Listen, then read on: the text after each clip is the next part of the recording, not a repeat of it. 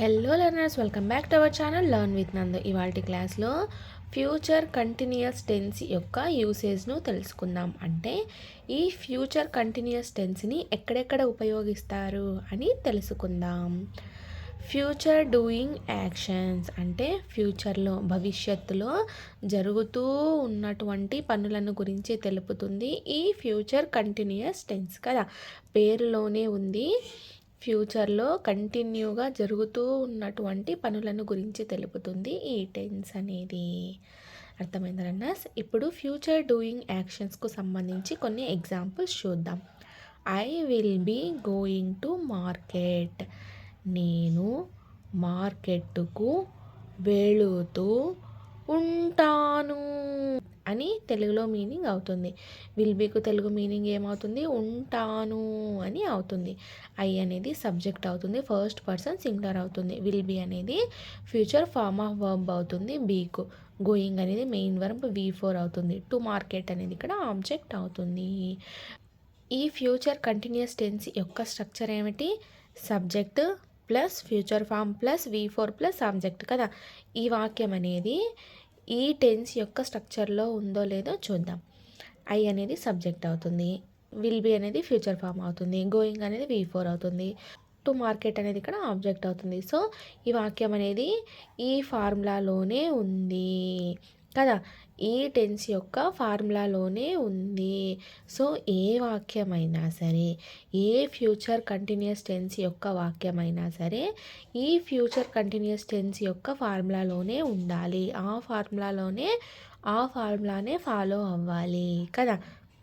Future tense is nothing but R3 వాక్యాలు. అంటే ఫ్యూచర్లో జరుగుతూ ఉన్నటువంటి పనులను గురించి తెలుపుతుంది ఈ R3 వాక్యాలు. R3 వాక్యాలని ఫ్యూచర్ కంటిన్యూస్ టెన్స్ వాక్యాలు అని అనవచ్చును. You will be singing on stage. నువ్వు స్టేజ్ మీద పాడుతూ ఉంటావు అని మీనింగ్ అవుతుంది. ఎప్పుడు? యూకు తెలుగు మీనింగ్ నువ్వు లేదా నీవు వచ్చినప్పుడు, సబ్జెక్ట్ సెకండ్ పర్సన్ సింగులర్గా అయినప్పుడు.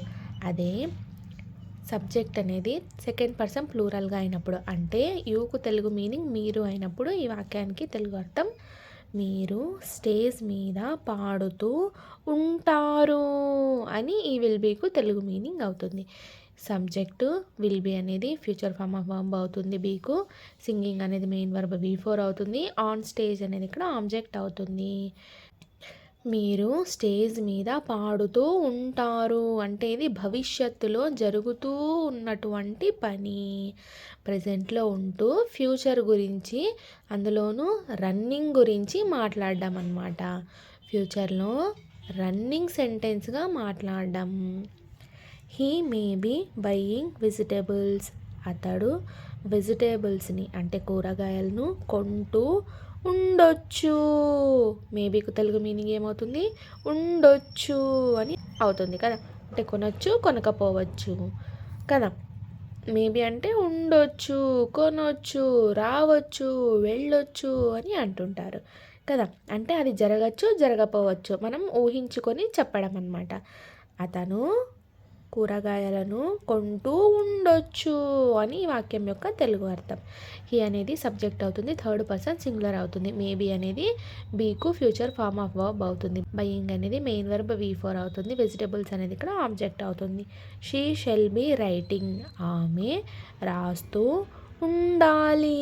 షెల్ బీకు తెలుగు మీనింగ్ ఏమవుతుంది? ఉండాలి. ఖచ్చితంగా ఆమె రాస్తూ ఉండాలి అని ఈ వాక్యం యొక్క తెలుగు అర్థం. అంటే ఫ్యూచర్లో ఆమె ఖచ్చితంగా రాస్తూ ఉండాలి, కంపల్సరీగా రాస్తూ ఉండాలి అని అర్థం. షీ అనేది సబ్జెక్ట్ అవుతుంది, థర్డ్ పర్సన్ సింగులర్ అవుతుంది. షెల్ బీ అనేది బీకు ఫ్యూచర్ ఫార్మ్ ఆఫ్ వర్బ్ అవుతుంది. రైటింగ్ అనేది మెయిన్ వర్బ్ V4 అవుతుంది. ఈ వాక్యంలో ఆబ్జెక్ట్ లేదు. సో ఆబ్జెక్ట్ లేకపోయినా సరే వాక్యం ఇలా కూడా ఉండవచ్చును. అర్థమైందన్నా? సబ్జెక్ట్ ఉంది, ఫ్యూచర్ ఫార్మ్ ఆఫ్ వర్బ్ ఉంది, మెయిన్ వర్బ్ ఉంది, ఆబ్జెక్ట్ లేదు. సో వాక్యం ఇలా కూడా ఉండవచ్చును. It can be drinking milk. అది పాలను త్రాగుతూ ఉండగలదు అని మీనింగ్. అది పాలను త్రాగుతూ ఉండగలదు అని ఈ వాక్యం యొక్క తెలుగు అర్థం. ఇట్ అనేది సబ్జెక్ట్ అవుతుంది, కెన్ బి అనేది బీకు ఫ్యూచర్ ఫామ్ ఆఫ్ వర్బ్ అవుతుంది. డ్రింకింగ్ అనేది మెయిన్ వర్బ్ V4 అవుతుంది. మిల్క్ అనేది ఇక్కడ ఆబ్జెక్ట్ అవుతుంది. They will be going to Delhi by car. వాళ్ళు కారు చేత ఢిల్లీకి వెళ్తూ ఉంటారు. వాళ్ళు ఎలా వెళ్తారు? By car. ఎక్కడికి? ఢిల్లీకి వెళ్తూ ఉంటారు అని వాక్యం యొక్క తెలుగు అర్థం. దే అనేది సబ్జెక్ట్ అవుతుంది. థర్డ్ పర్సన్ ప్లూరల్ అవుతుంది. విల్ బి అనేది బీకు ఫ్యూచర్ ఫామ్ ఆఫ్ వర్బ్ అవుతుంది. గోయింగ్ అనేది ఇక్కడ మెయిన్ వర్బ్ V4 అవుతుంది. టు ఢిల్లీ బై కార్ అనేది ఇక్కడ ఆబ్జెక్ట్ అవుతుంది. వాళ్ళు కారు చేత ఢిల్లీకి వెళ్తూ ఉంటారు అని వాక్యం యొక్క తెలుగు అర్థం. ఈ వాక్యాలన్నీ ఫ్యూచర్ కంటిన్యూస్ టెన్స్ యొక్క ఫార్ములాలోనే ఉన్నాయి. సో ఏ వాక్యమైనా, ఏ R3 వాక్యమైనా సరే, ఈ ఫ్యూచర్ కంటిన్యూస్ టెన్స్ యొక్క వాక్యమైనా సరే, ఈ ఫ్యూచర్ కంటిన్యూస్ టెన్స్ యొక్క ఫార్ములాని కంపల్సరీగా ఫాలో అవ్వాలి. అర్థమైందా లెర్నర్స్? ఎప్పుడు? ఈ ఫ్యూచర్ కంటిన్యూస్ టెన్స్ గురించి మాట్లాడుతూ ఉన్నప్పుడు, ఈ టెన్స్ని మాట్లాడుతూ ఉన్నప్పుడు ఈ ఫార్ములానే, దీని యొక్క ఫార్ములానే ఫాలో అవ్వాలి కదా. ఈ ఫ్యూచర్ టెన్స్ అనేది ఇంకా ఎక్కడ ఉపయోగిస్తారు అని అంటే, future doing actions expressing time. అంటే ఫ్యూచర్లో జరుగుతూ ఉన్న పనులే కానీ దానికి టైం చెప్పడం అన్నమాట. ఇక్కడ దేనికి యూజ్ చేస్తారు? ఫ్యూచర్లో డూయింగ్ యాక్షన్స్ అంటే ఫ్యూచర్లో జరుగుతూ ఉన్నటువంటి పనులకు ఉపయోగిస్తారు. ఇక్కడ ఫ్యూచర్లో జరుగుతూ ఉన్నటువంటి పనులకే కానీ టైంను కూడా చెప్తామన్నమాట.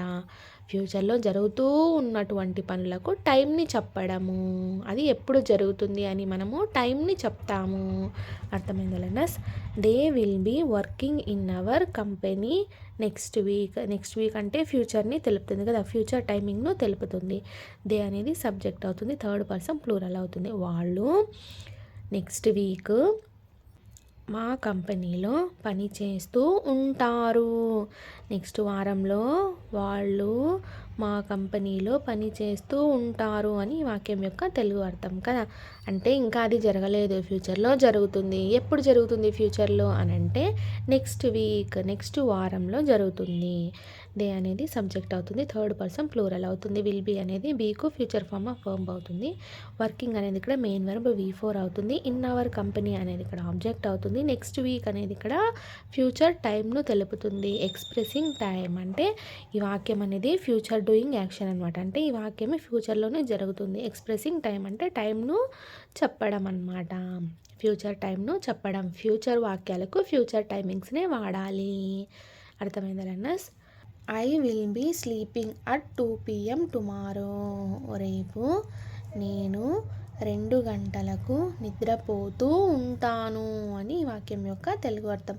టుమారో నేను 2 o'clock ఏం పని చేస్తూ ఉంటాను అని మనం అనుకున్నప్పుడు నేను నిద్రపోతూ ఉంటాను అని అంటుంటారు కదా, అలాంటప్పుడు ఈ వాక్యం యూజ్ అవుతుంది. ఐ అనేది సబ్జెక్ట్ అవుతుంది. ఫస్ట్ పర్సన్ సింగులర్ అవుతుంది. విల్ బీ అనేది బీకు ఫ్యూచర్ ఫామ్ ఆఫ్ వర్బ్ అవుతుంది. స్లీపింగ్ అనేది మెయిన్ వర్బ్ V4 అవుతుంది. అట్ 2 PM టుమారో అనేది ఇక్కడ ఆబ్జెక్ట్ అవుతుంది. టుమారో అనేది మనకు ఫ్యూచర్ టైంని తెలుపుతుంది. రేపు అంటే ఇంకా అది జరిగిపోలేదు కదా, ఫ్యూచర్లో జరుగుతుంది. సో ఫ్యూచర్ టైంను తెలుపుతుంది. నేను రేపు 2 గంటలకు నిద్రపోతూ ఉంటాను అని అర్థము. She shall be checking in the evening. ఆమె ఈవినింగ్లో చెక్ చేస్తూ ఉండాలి. ఖచ్చితంగా ఆమె సాయంత్రం చెక్ చేస్తూనే ఉండాలి. చెక్ చేస్తూ ఉండాలి అని ఈ వాక్యం యొక్క తెలుగు అర్థం. షీ అనేది సబ్జెక్ట్ అవుతుంది. థర్డ్ పర్సన్ సింగులర్ అవుతుంది. షెల్ బీ అనేది బీకు ఫ్యూచర్ ఫామ్ ఆఫ్ వర్బ్ అవుతుంది. చెకింగ్ అనేది మెయిన్ వర్బ్ V4 అవుతుంది. ఇన్ ది ఈవినింగ్ అనేది ఇక్కడ ఆబ్జెక్ట్ అవుతుంది. అదేవిధంగా ఇన్ ది ఈవినింగ్ అనేది మనకి ఫ్యూచర్ టైమింగ్ను తెలుపుతుంది అనమాట. ఇప్పుడు మార్నింగ్ అయ్యింది. ఈ వాక్యం నేను మార్నింగ్ సమయంలో చెప్తున్నాను అనమాట. ఆమె ఈవినింగ్ ఖచ్చితంగా చెక్ చేస్తూ ఉండాలి అని నేను మార్నింగ్ చెప్తున్నాను. ఈవినింగ్ గురించి, ఈవినింగ్ ఏం జరగాలి అనేది మార్నింగ్లో చెప్తున్నాను. We may be watching new movie in cinema hall on Sunday. Sunday రోజున మేము సినిమా హాల్లో కొత్త సినిమాను చూస్తూ ఉండొచ్చు. చూస్తూ ఉండొచ్చు అని ఈ వాక్యం యొక్క తెలుగు అర్థం. ఈ ఫ్రైడే కొత్త సినిమా రిలీజ్ అవుతుంది. సో మేము సండే రోజున సినిమా హాల్లో ఆ కొత్త సినిమాను చూస్తూ ఉండొచ్చు. జరగచ్చు, జరగకపోవచ్చు. కానీ చూస్తూ ఉండొచ్చు అని చెప్పడం అనమాట. వి అనేది సబ్జెక్ట్ అవుతుంది. ఫస్ట్ పర్సన్ ప్లూరల్ అవుతుంది. మేబీ అనేది బీకు ఫ్యూచర్ ఫామ్ ఆఫ్ వర్బ్ అవుతుంది. వాచింగ్ అనేది ఇక్కడ మెయిన్ వర్బ్ V4 అవుతుంది. New movie in cinema hall on Sunday అనేది ఇక్కడ ఆబ్జెక్ట్ అవుతుంది. ఆన్ సండే అనేది ఇక్కడ ఫ్యూచర్ టైమింగ్ను చెప్పడము. ఫ్యూచర్ టైమింగ్ను చెప్పడము. ఇప్పుడు సండే వస్తుంది. ఆ సండే రోజు మేము కొత్త సినిమాని సినిమా హాల్లో అంటే థియేటర్లో చూస్తూ ఉండొచ్చు అని అర్థము. Dogs will be pooping in garden tonight. Dogs అనేవి ఈరోజు రాత్రి గార్డెన్లో పూప్ చేస్తూ ఉంటాయి అని అర్థము. డాగ్స్ అనేది సబ్జెక్ట్ అవుతుంది. థర్డ్ పర్సన్ ప్లూరల్ అవుతుంది. విల్ బీ అనేది ఫ్యూచర్ ఫామ్ ఆఫ్ వర్బ్ అవుతుంది. పూపింగ్ అనేది V4 అవుతుంది. ఇన్ గార్డెన్ టునైట్ అనేది ఇక్కడ ఆబ్జెక్ట్ అవుతుంది. టునైట్ అనేది ఇక్కడ ఫ్యూచర్ టైంను చెప్తున్నాము. Dogs can be pooping in garden tonight అంటే డాగ్స్ అనేవి ఈరోజు రాత్రి గార్డెన్లో పూప్ చేస్తూ ఉండగలవు అని మీనింగ్ వస్తుంది. కెన్ బీకి ఉండగలవు అని మీనింగ్ వస్తుంది. Dogs may be pooping in garden tonight అంటే డాగ్స్ అనేది ఈరోజు రాత్రి గార్డెన్లో పూప్ చేస్తూ ఉండొచ్చు అని మీనింగ్ వస్తుంది కదా. షెల్ బీ యూజ్ చేస్తే ఏమొస్తుంది? Dogs shall be pooping in garden tonight అనే వాక్యానికి తెలుగు అర్థం ఏమొస్తుంది? డాగ్స్ టునైట్ గార్డెన్లో పూప్ చేస్తూ ఉండాలి. ఖచ్చితంగా ఆ పని జరుగుతూ ఉండాలి అని అర్థం. విల్ బీ అంటే ఉంటాయి అని అర్థం. కెన్ బీ అంటే ఉండగలవు అని మీనింగ్ వస్తుంది. మేబీ అంటే ఉండొచ్చు అని అవుతుంది. షెల్ బీ అంటే ఉండాలి, కంపల్సరీగా ఉండాలి అని అర్థం. ఈ ఫ్యూచర్ ఫార్మ్స్ యొక్క యూసేజ్ చూద్దాం. బీకు ఫ్యూచర్ ఫార్మ్స్ ఏమవుతాయి? Will be, can be, shall be, maybe అవుతాయి కదా. Will be, shall be, can be, maybe అనేవి బీకు ఫ్యూచర్ ఫామ్ ఆఫ్ వర్బ్స్ అవుతాయి. వీటి యొక్క యూసేజ్ చూద్దాం. V4 లేకుండా కూడా వాక్యాలు ఇలా కూడా ఉంటాయి. వితౌట్ V4 అంటే ఈ టెన్స్ యొక్క R3 వాక్యాలు లేదా ఈ ఫ్యూచర్ కంటిన్యూస్ టెన్స్ యొక్క స్ట్రక్చర్ ఏమిటి? Subject plus future form plus V4 plus subject కదా. ఈ V4 లేకుండా కూడా only subject, future forms plus object ఇలా కూడా వాక్యాలు ఉండొచ్చు అని నేను మీకు R3 వాక్యాలు అంటే ఫ్యూచర్ టెన్స్ చెప్పేటప్పుడే నేను మీకు చెప్పాను. V4 లేకుండా కూడా వాక్యాలు ఇలా కూడా యూజ్ చేయవచ్చును. అర్థమైందా లెర్నర్స్? ఈ బీ అనేది స్టేట్ అండ్ ఫీలింగ్స్కు ఉపయోగిస్తారు అని నేను బీ క్లాస్ యూసేజ్లోనే చెప్పాను. బీకు తెలుగు మీనింగ్ ఏమిటి? ఉండు అని అర్థం కదా. ఈ బీ అనేది మన స్టేట్ను, ఫీలింగ్ను ఎక్స్ప్రెస్ చేయడానికి ఉపయోగిస్తారు. అదేవిధంగా only subject, future forms, V4 లేకుండా ఓన్లీ ఆబ్జెక్ట్తో వాక్యాలు ఇలా కూడా ఉంటాయి. They will be in Africa. వాళ్ళు ఆఫ్రికాలో ఉంటారు అని ఈ వాక్యం యొక్క తెలుగు అర్థం. దే అనేది సబ్జెక్ట్ అవుతుంది. థర్డ్ పర్సన్ ప్లూరల్ అవుతుంది. విల్ బీ అనేది బీకు ఫ్యూచర్ ఫామ్ ఆఫ్ వర్బ్ అవుతుంది. ఇన్ ఆఫ్రికా అనేది ఇక్కడ ఆబ్జెక్ట్ అవుతుంది. ఇక్కడ చూసారా V4 లేదనమాట. ఈ వాక్యంలో V4 లేదు. సో V4 లేకపోయినా సరే వాక్యం ఇలా కూడా యూజ్ చేయవచ్చును. V4 లేదు కదా అనేసి మీరు ఫ్యూచర్ వాక్యం కాదు అని అనుకోకండి. ఇవి కూడా ఫ్యూచర్ కంటిన్యూయస్ టెన్స్ యొక్క వాక్యాలే, R3 వాక్యాలే. I shall be in bathroom. నేను బాత్రూంలో ఉండాలి అని వాక్యం యొక్క తెలుగు అర్థం. ఐ అనేది ఫస్ట్ పర్సన్ సింగులర్ అవుతుంది, సబ్జెక్ట్ అవుతుంది. షెల్ బీ అనేది బీకు ఫ్యూచర్ ఫామ్ ఆఫ్ వర్బ్ అవుతుంది. ఇన్ బాత్రూమ్ అనేది ఇక్కడ ఆబ్జెక్ట్ అవుతుంది. We may be in school tomorrow. రేపు మేము స్కూల్లో ఉండొచ్చు అని వాక్యం యొక్క తెలుగు అర్థం.